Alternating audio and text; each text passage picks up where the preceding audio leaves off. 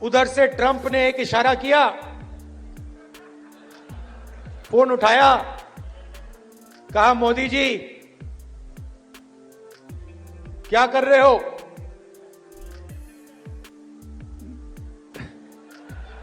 Narendra surrender, और जी हजूर करके नरेंद्र मोदी जी ने ट्रंप के इशारे का पालन किया। सांसद राहुल गांधी ने ऑपरेशन सिंदूर पर विवादित बयान देकर सियासी हलचलें बढ़ा दी हैं। भारत और पाकिस्तान के बीच हुए सीज फायर को लेकर ट्रंप बार बार दावा कर रहे हैं कि उन्होंने इस जंग को खत्म करवाया। हालांकि भारत ने ट्रंप के रोल को नकार दिया है, उसके बावजूद ट्रंप बार बार इसी तरह के बयान दे रहे हैं। I said, come on, we're going to do a lot of trade with you guys. Let's stop it. Let's stop it. If you stop it, we're doing trade. If you don't stop it, we're not going to do any trade. People have never really used trade the way I used it. That I can tell you. And all of a sudden they said, I think we're going to stop. And they have. इसी को लेकर कांग्रेस लगातार सरकार से सवाल भी पूछ रही है। हाल ही में राहुल गांधी ने पीएम मोदी पर आरोप लगाया कि ट्रंप का मोदी को फोन आया और नरेंद्र ने सरेंडर कर दिया। राहुल ने कहा कि पीएम मोदी को ट्रंप ने एक इशारा किया और मोदी झुक गए। अब उनके इस बयान को लेकर खूब सियासत हो रही है।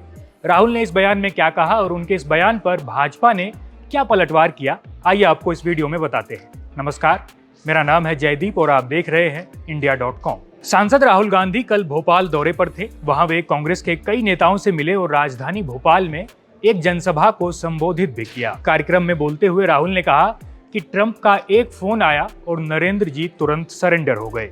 इतिहास गवाह है, यही बीजेपी आरएसएस का कैरेक्टर है, ये हमेशा झुकते हैं। राहुल गांधी कहते हैं कि बीजेपी आरएसएस वालों को अब मैं अच्छी तरह जानता हूं, इन पर थोड़ा सा दबाव डालो, ये डर कर भाग जाते हैं। आइए उनका यह पूरा बयान आपको सुनाते हैं। ये बीजेपी आरएसएस वालों को अब मैं अच्छी तरह जानता हूं, इन पर थोड़ा सा दबाव डालो, थोड़ा सा धक्का मारो, डर के भाग जाते हैं ये लोग। जैसे उधर से ट्रंप ने एक इशारा किया,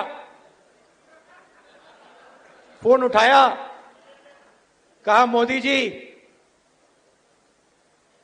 क्या कर रहे हो?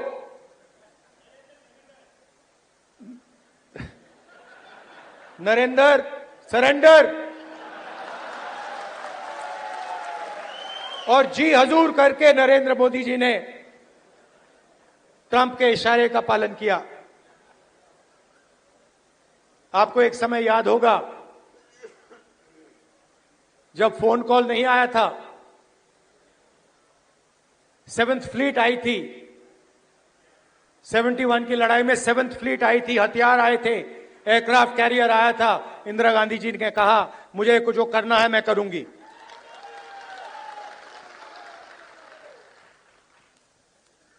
ये फर्क है,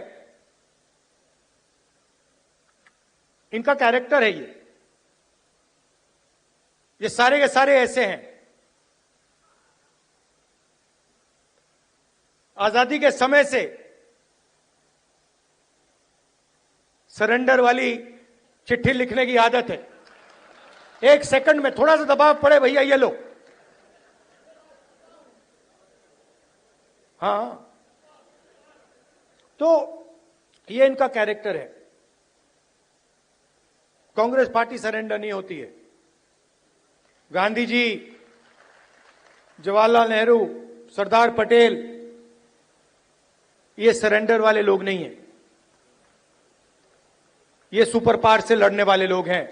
राहुल ने अपने बयान में इंदिरा गांधी के शासनकाल को भी याद किया। वे कहते हैं कि आपको एक समय याद होगा कि जब फोन कॉल नहीं आया था, 7th फ्लीट आई थी, 1971 की लड़ाई में हथियार आए थे, एयरक्राफ्ट आया था, लेकिन इंदिरा गांधी ने कहा कि मुझे जो करना है मैं करूंगी। मोदी जी और इंदिरा जी में यही फर्क है। अब उनके इस बयान पर भाजपा ने भी पलटवार किया है। सांसद सुधांशु त्रिवेदी ने कहा कि राहुल गांधी ने एक बार फिर यह साबित कर दिया कि वे नेता प्रतिपक्ष के योग्य नहीं है। आइए आपको उनका बयान भी सुनाते हैं। एक बार पुनः उन्होंने ये सिद्ध कर दिया है कि उनके अंदर नेता प्रतिपक्ष जैसे गंभीर पद को धारण करने की योग्यता और परिपक्वता नहीं है। राहुल जी, आपने 15 जुलाई 2011 को ये बोला था कि आतंकवाद को काबू नहीं पाया जा सकता। ये था आतंकवाद से सरेंडर। आपने केवल 2 साल पहले मार्च 2023 में विदेश में जाके बोला था कि डिफेंडर्स ऑफ डेमोक्रेसी अमेरिका और यूरोप क्यों भारत के लोकतंत्र में हस्तक्षेप नहीं कर रहे हैं। ये होता है सरेंडर। 26/11 के हमले के बाद आपने फौज को कार्रवाई की अनुमति नहीं दी आपकी सरकार ने, ये होता है सरेंडर। 1971 में 93,000 फौजी हमारे पास थे, उसके बाद भी इंदिरा जी की सरकार में पीओके सरेंडर, हमारे 54 prisoner of war surrender, Sindh और पंजाब यानी पाकिस्तान के सिंध और पंजाब का 13,000 किलोमीटर का एरिया सरेंडर। 1965 में जंग में फौज जीती, हाजीपीर का दर्रा सरेंडर, जो हम जीत के आए थे, कच्छ के पास का इलाका और लाहौर से 20 किलोमीटर तक पहुंच गए थे, वो जमीन सरेंडर। 1948 में संयुक्त राष्ट्र के आगे पंडित नेहरू का ऐसा सरेंडर कि आधा कश्मीर सरेंडर। आजादी के समय जिन्ना और मुस्लिम लीग के आगे 1/3 देश सरेंडर। आपको याद होगा कि पहलगाम में पाकिस्तान के कायराना हमले के बाद भारतीय सेना ने ऑपरेशन सिंदूर लॉन्च किया था। इस ऑपरेशन में पाकिस्तान के 9 आतंकी ठिकानों को तबाह किया गया था, जिसके बाद हर गुजरते दिन के साथ दोनों देशों के बीच तनाव बढ़ता जा रहा था।